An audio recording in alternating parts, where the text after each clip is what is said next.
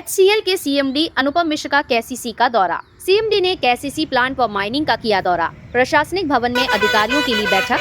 अधिकारियों को कर्मचारी हितों में पॉलिसी बनाने के दिए निर्देश। कंपनी में प्रोडक्शन बढ़ेगा तो रोजगार के अवसर भी बढ़ेंगे। केसीसी में नए सॉफ्टवेयर व नई क्रेन का किया उद्घाटन। गोठड़ा ग्राम पंचायत की तरफ से विभिन्न मांगों का ज्ञापन भी सौंपा गया। HCL के अध्यक्ष एवं प्रबंध निदेशक सीएमडी अनुपम मिश्र ने खेतड़ी नगर स्थित केसीसी इकाई का दौरा किया। कॉपर क्लब में केसीसी इकाई प्रमुख पीडी बोहरा एवं खनन निदेशक जीडी गुप्ता ने उनका साफा एवं स्मृति चिन्ह भेंट कर स्वागत किया। दौरे के दौरान सीएमडी ने केसीसी प्लांट एवं माइनिंग क्षेत्र का निरीक्षण किया तथा प्रशासनिक भवन में अधिकारियों के साथ बैठक कर उत्पादन, सुरक्षा और कर्मचारी हितों से जुड़े विभिन्न विषयों पर चर्चा की। उन्होंने अधिकारियों को निर्देश दिए कि उत्पादन और लाभ के साथ साथ कर्मचारियों के हितों को भी सर्वोच्च प्राथमिकता दी जाए। सीएमडी अनुपम मिश्र ने कहा कि जो कर्मचारी सेवानिवृत्ति के बाद भी लंबे समय से कंपनी के साथ कार्य कर रहे हैं, उनके हितों को ध्यान में रखते हुए भी उपयुक्त नीति बनाई जाए। उन्होंने विश्वास जताया कि कंपनी में उत्पादन बढ़ने के साथ रोजगार के नए अवसर भी सृजित होंगे। इस अवसर पर सीएमडी ने केसीसी में नए सॉफ्टवेयर एवं नई क्रेन का उद्घाटन भी किया। वहीं गोठड़ा ग्राम पंचायत की ओर से क्षेत्र की विभिन्न समस्याओं एवं मांगों को लेकर उन्हें ज्ञापन सौंपा गया। कार्यक्रम में विपिन शर्मा, बिद्दूराम सैनी, श्यामलाल सैनी सहित HCL के अधिकारी एवं कर्मचारी मौजूद रहे।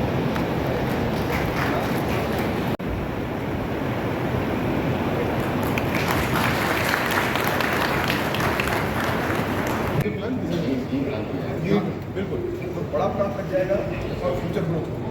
हमें यही देखना है।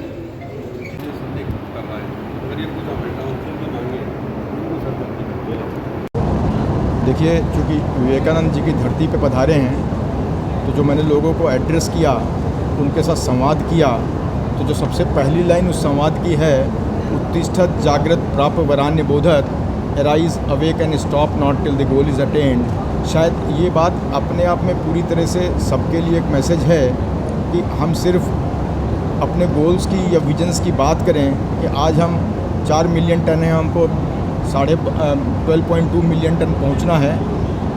तो ये विवेकानंद जी का वाक्य हमको पूरी तरीके से, उनका जो श्लोक है, पूरी तरीके से आत्मसात करना है, तभी हम आगे बढ़ पाएंगे। सर, विजिट किया है, आगे क्या संभावनाएं होंगी HCL विजिट के बाद? जैसे प्रोडक्शन भी बढ़ रहा है, प्रॉफिट भी भी जा रहा है। कंपनी अपने आप में बहुत अच्छा कर रही है। एक मिनी रत्ना कंपनी है, बट किसी भी कंपनी की अपनी एक और आशा आगे बढ़ने की होती है। विज़न है 12.2 मिलियन टन्स का।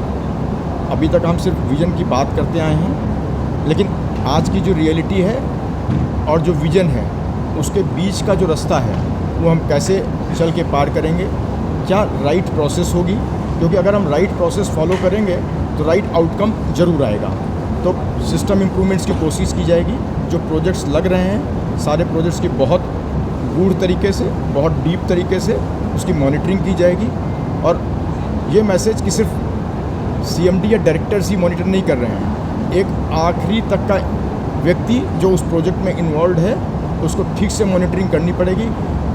ठीक से मॉनिटरिंग होगी तो जो हमारी टाइमलाइन है, वो टाइमलाइन हो सकता है स्क्वीज़ हो जाए, हम अपने जो माइलस्टोन है वो थोड़ा पहले पहुंच जाएं, और अगर माइलस्टोन्स पहले पहुंच जाते हैं तो कॉस्ट सेविंग भी होती है, हमारा प्रोडक्शन जल्दी स्टार्ट हो जाएगा। जैसे रोजगार की भी संभावनाएं बन सकती हैं क्या आगे? डेफिनेटली कहीं भी कोई भी इंडस्ट्री ग्रो करती है तो रोज़गार की संभावनाएं तो सबसे ज़्यादा होती हैं। और वही एक चीज़ जो है, लोगों की आकांक्षाएं, अपेक्षाएं या उस इलाके में जो ग्रोथ होती है, वो सिर्फ रोज़गार के जनरेशन से ही होती है। तो डेफिनेटली अगर माइंस का प्रोडक्शन बढ़ेगा तो रोज़गार अपने आप बढ़ेगा। रोज़गार दो तरीके से होता है, एक कंपनी का डायरेक्ट रोज़गार हो सकता है, लेकिन ज़रूरी नहीं कि डायरेक्ट रोज़गार से ही बढ़े। जो इनडायरेक्ट रोज़गार होता है, जो उससे रिलेटेड इंडस्ट्री ग्रो करती है, चाहे वो ट्रांसपोर्टेशन ग्रो करता है, चाहे वो मशीन सप्लायर्स ग्रो करते हैं, चाहे वो मशीन के मेंटेनेंस करने वाले ग्रो करते हैं, चाहे वो सर्विस सेक्टर के लोग ग्रो करते हैं, ये सब अपने आप में थोड़ा थोड़ा रोज़गार पैदा कर रहे होते हैं। तो रोज़गार का बढ़ाव अपने आप होगा। विजिट के दौरान अधिकारियों और कर्मचारियों को किस तरह का मैसेज देना चाहिए? मुझे तो अधिकारियों में और सारे कर्मचारियों में बहुत अच्छी आशा का संचार दिख रहा है। पर ऐसा नहीं कि पहले नहीं था, वो था, लेकिन अब जो उनको दिख रहा है कि ये मैनेजमेंट में जो 4 लोग हैं, ये चारों एक साथ 3 साल तक रहेंगे। तो जो पॉलिसी का जो एक अनसर्टेनिटी होती है वो नहीं रहेगी। तो हम लोग जिस एक दिशा में आगे बढ़ने का प्रयास कर रहे हैं एक दूसरे के सहयोग के साथ में, उन सबको लगता है कि जो भी पॉलिसी या प्रोग्राम इम्प्लीमेंट करने का प्रयास किया जाएगा वो सच में इम्प्लीमेंट होगा। सर आपने 24-48 का रूल बताया, उसको कैसे इम्प्लीमेंट करोगे? देखिए 24-48 का रूल बहुत पुराना है और साथ में मैंने एक 2 और 20 का रूल भी दिया जो किताबों में नहीं है, लेकिन हमारे पब्लिक सेक्टर के सिस्टम में अच्छी तरह लागू होता है। और उसको मैं एक्सप्लेन करूं तो ज़्यादा से ज़्यादा पॉलिसी, लगभग सारी पॉलिसी जो हैं 24 डिग्री टेम्परेचर में एसी में बैठे हुए लोग 48 डिग्री में माइन के नीचे काम करने वाले लोगों के लिए बना रहे होते हैं। तो उनको तो माइन के नीचे काम करने वाले व्यक्ति का दर्द मालूम ही नहीं है। तो उनको ये बताया गया कि अगर आप सारी पॉलिसीज़ को 48 डिग्री वाले में काम करने वाले व्यक्ति के कर्मचारी के हिसाब से सोच करके बनाओगे तो शायद ये बड़ा योगदान होगा।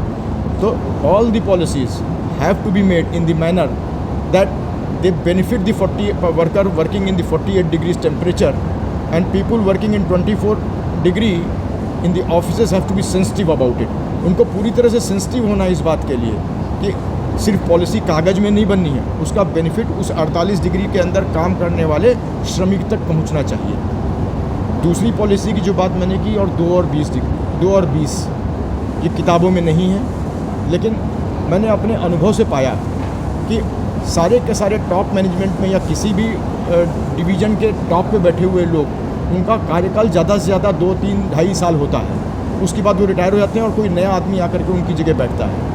तो उनका जो पॉलिसी बनाने का काम या जो उसका कार्यान्वयन का काम है या उनकी जो सोच है वो 2 साल के बियॉन्ड नहीं होती है। और इसीलिए वो जिस बच्चे की नौकरी या जिस जूनियर लड़के की नौकरी 20 साल की होती है वो सोच नहीं पाते हैं। तो उनका सोचना सिर्फ 2 साल तक रहता है। तो उनको बहुत कड़े निर्देश दिए गए हैं कि सारी की सारी पॉलिसीज़ इसी बात को ध्यान में रख के बनाई जाए कि 2 साल नहीं, जो 20 साल तक काम करने वाला लड़का होगा उसका कैरियर कैसे ग्रो करेगा, उसको उसका बेनिफिट कैसे मिलेगा। तो पॉलिसीज़ 2 और 20 के हिसाब से बनी।